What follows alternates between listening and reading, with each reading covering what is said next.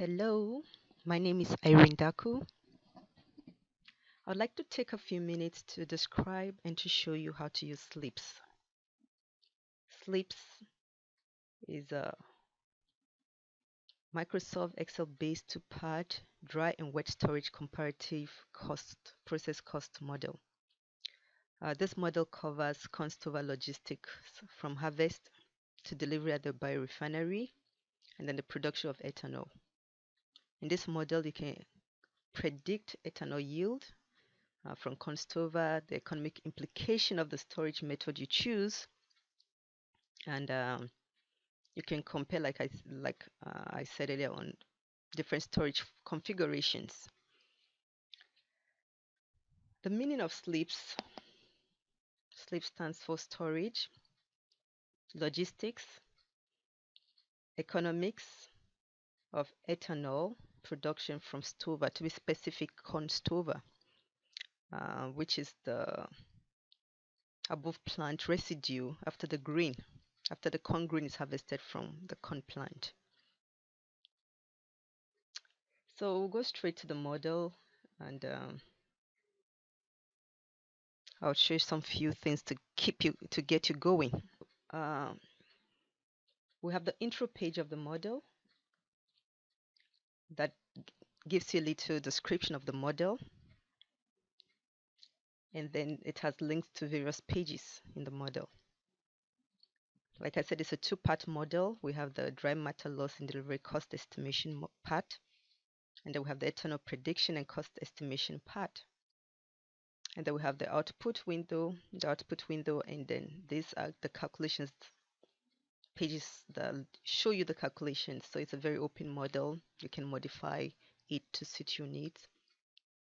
The calculations that go into the output. Then we also have other supporting documents, references used, relationships developed and used in the model, custom rates, basically mostly equipment, harvesting and stuff like that. And we have frequently asked questions. So you can click on any of this link, and we're going to do one now to start the first part of this model. So all these things in the orange areas, boxes, can be changed. You can change the farm size, you can change the stover yield, you can change the storage system. So let's try with what we're familiar with, dry storage. And then you can look at operations.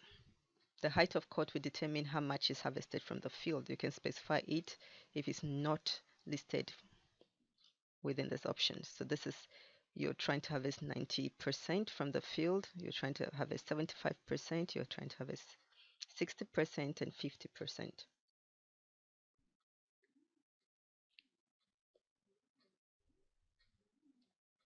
You can choose your farming operations, harvesting operations, sorry. Moisture content going to storage.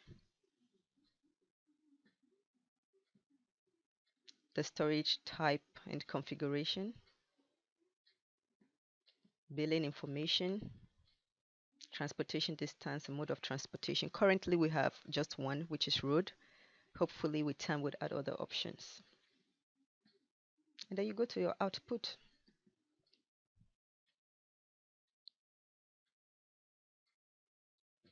So in this output, some of the data in the input is reproduced here, and then we have the various calculations that might be of interest to you. Specifically, I think of major interest to most people will be the minimum delivery cost, which is the break-even cost in this model. And then we compare that to wet and dry wet storage systems. The motivation for this model was based on the fact that there was no basis on which people could evaluate wet storage systems. People are familiar with dry storage systems, and you need something to be able to put it in perspective and help you make decisions. And so we chose two moisture levels to compare with, 65% moisture which is what is used in conventional silage systems. One of the recommended moisture levels in conventional silage system when using a vertical silo. And silage is a wet storage system practiced in the livestock industry, used in preserving livestock feed, and is a very old practice and very well known practice.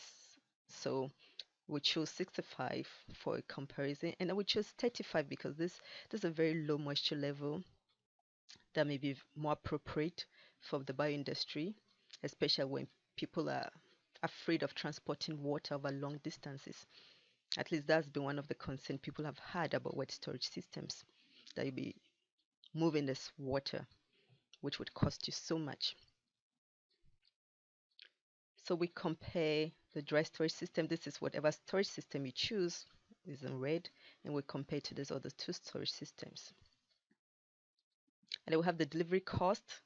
Now we compare that with different moisture levels, a wet storage system in a silo at different moisture levels with the system you've chosen.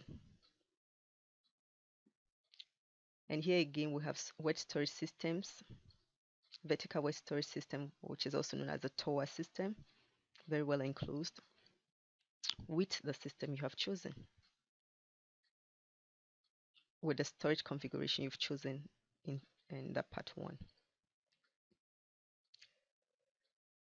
So you can go back to the intro or go back to the input. So we'll go back to the input and see what changes we can make.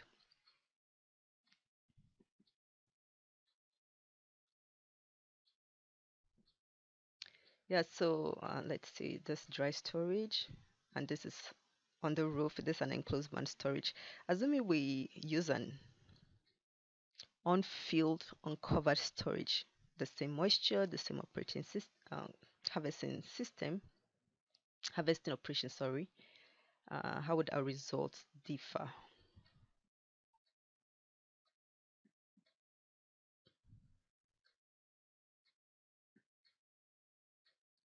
Okay, so here we have an error message, which is indicating that something is wrong somewhere. So we'll go back to our input, and I will try to see where that could be. Okay, so we see here that if you are choosing a field open on field storage system, you need to select whether the stove is elevated, your bills are elevated from the ground, or if they were directly on the ground. So would say elevated. Um, Wrapping material, we can say it's net wrapped, and then we can see. So we see that if you store your feedstock outside at the moisture level, which is 35%, you're having more than twice the amount of losses you have in an enclosed barn. So here we have the percentage dry matter loss. This graph doesn't give us the dry matter loss in percentage, it's giving us in tons based on how much you've harvested.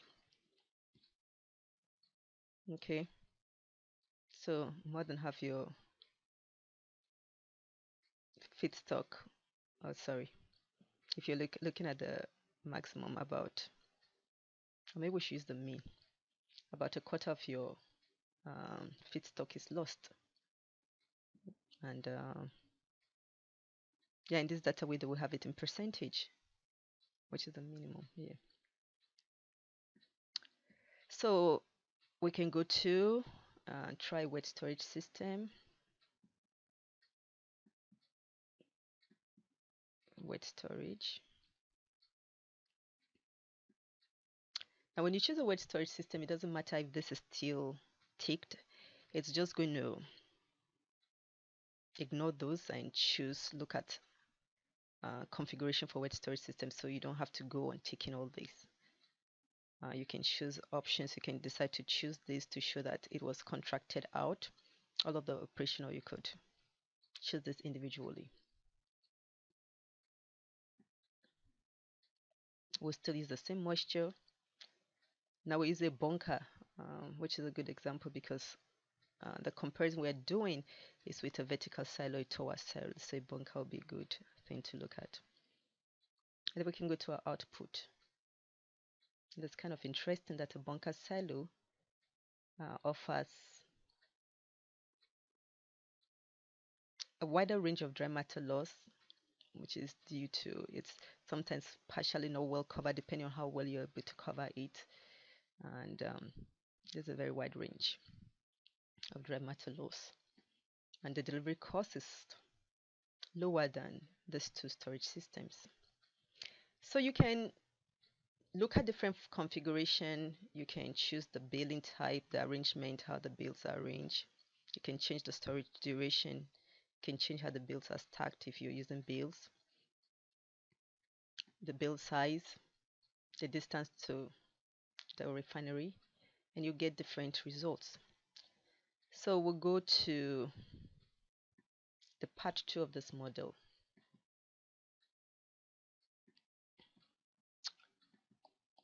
So in this ethanol prediction model, cost yield and cost prediction model, we have those values in the green are automatically fed in from the first part of the model, which is our logistic harvest and logistic model. And then you have just a few more information that is needed from you. And then you just go to your output. Below here, this is not an input window. This is just part of the calculation, equipment and chemicals and processes and net present value calculations are below here.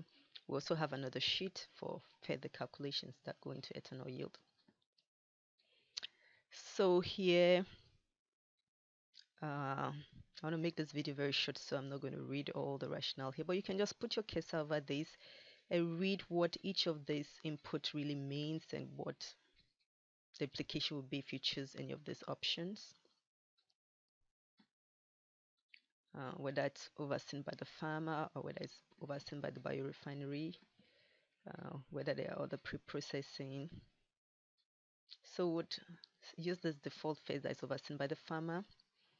If it's overseen by the farmer, it's going to use dry matter loss calculated in the first part of the model. If it's overseen by the biorefinery, we assume there could be different other factors that may not be as we used in the model, and you could enter your own dry matter estimate here. Or if you want to just explore different scenarios, you can use the biorefinery, and so you can be more flexible with looking at impact of different levels of dry matter loss. This would apply if it's being contracted out, pre-contracted out. That you can decide whether this composition should use the predictions, the feedstock prediction developed by this model, which will be based on information given in part 1, the storage information given in part 1, because the storage can affect the feedstock composition. So if you use the model prediction tool, we're going to use information from the part 1 to estimate the feedstock composition. Or if you already know your feedstock composition, you can use my estimate. Then pre-processing, you can choose whether it was washed, the feedstock was washed or dried. If there was any size reduction, what size it was. And then you can choose whether glucose was fermented or glucose in xylosole. So here we don't go to the technicalities of whether the microbes, we have the microbes for xylose fermentation. We're just looking at the convertibility of the feedstock, theoretical yield versus what's available. And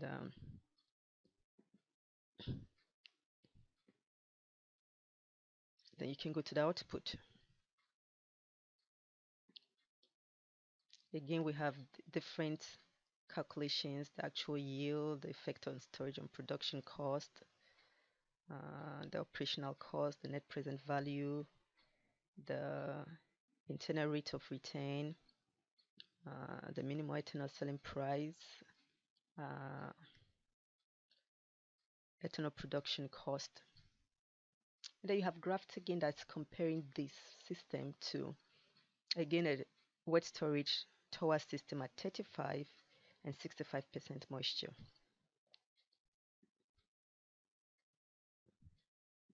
Yeah, so we have comparing at 35 and 65% moisture. So when it comes to ethanol production, based on scenarios from your part one, even though the delivery cost was low, at the end of the day, the percentage of the feedstock cost, it's so high for a 65% moisture storage system. And we'll find here that we have a nameplate capacity, just as we have here, and operating. The nameplate capacity is what your plant is designed to ideally operate at, and operating capacity is what you're actually producing.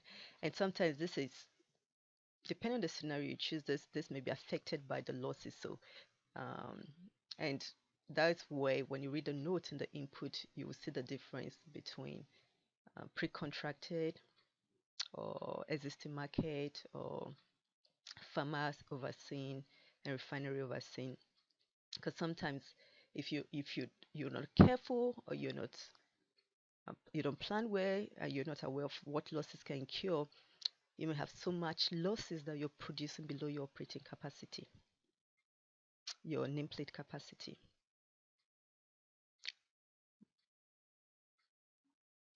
Yeah, so we can go back here and we can change. Um, we can change this. Then we can put dry matter loss. What system is this? So let's assume dry matter loss was 10%. We can go to output and then we see the difference.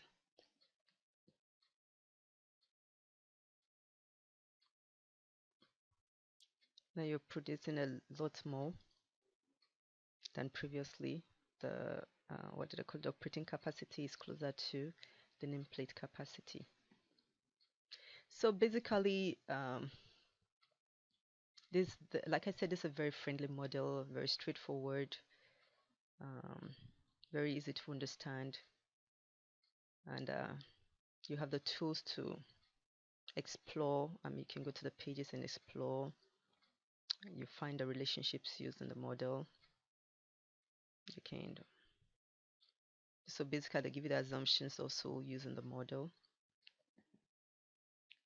Frequently asked questions. Currently, we have only two, so hopefully, as people use this model, uh, we'll get to see some of the challenges they may be having with it, and I hope they'll be known. And this is just one that we experienced during my demonstration, where you see this not applicable value is an error message, and it could just be as a result of omitting an information you need to have provided, or providing an information where you were supposed to leave it blank. And the negative dry matter loss, why do we have negative dry matter loss? The explanation is here. Um, and that's because the experimental empirical data that was used in making this model, we decided not to correct the data. We used the data as it is, but we provided some validation using statistical tools, just to show, and also to show the errors um,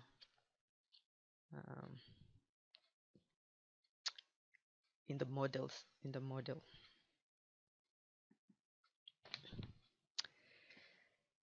So there are a lot of factors that can go to cost calculation. So